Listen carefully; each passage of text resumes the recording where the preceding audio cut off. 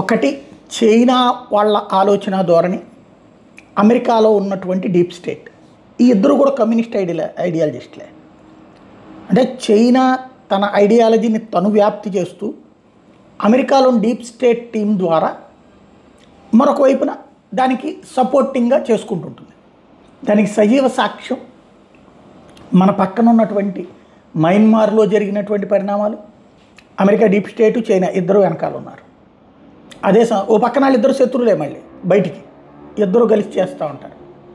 అట్లాగే మొన్న జరిగినటువంటి బంగ్లాదేశ్ ఉదంతం సేమ్ ఆ రెండు తోడ్పాటే. శ్రీలంకలో వీళ్ళు చేయించినటువంటి హడావిడి అనడానికి సాక్ష్యం ఇప్పుడు శ్రీలంకలో కోరుకున్నది జరిగింది. కమ్యూనిస్టు ప్రభుత్వం శ్రీలంకలో ఇప్పుడు ఏర్పాటు కాబోతోంది. ప్రస్తుతం ఉన్నటువంటి ప్రభుత్వాన్ని కూల్చినటువంటి పరిస్థితి అయితే ఉంది. ప్రధానంగా చూసుకుంటే ఇందులో ఏదైతే దిశానాయకే కమ్యూనిస్టు నాయకుడికి 43% మద్దతు వస్తే, ప్రస్తుతం ఉన్నటువంటి ప్రేమదాసాకి 30% మద్దతు వస్తే, విక్రమసింఘేకి 13% మాత్రమే, అంటే ప్రస్తుత అధ్యక్షుడికి 13% వస్తే వాళ్ళ బృందానికి, ప్రతిపక్ష నాయకుడికి 30% వస్తే, కమ్యూనిస్ట్ నాయకుడి దిశానాయకేకి 43% మద్దతు వచ్చింది. తద్వారా కమ్యూనిస్టు ప్రభుత్వం శ్రీలంకలో జరగబోతోంది.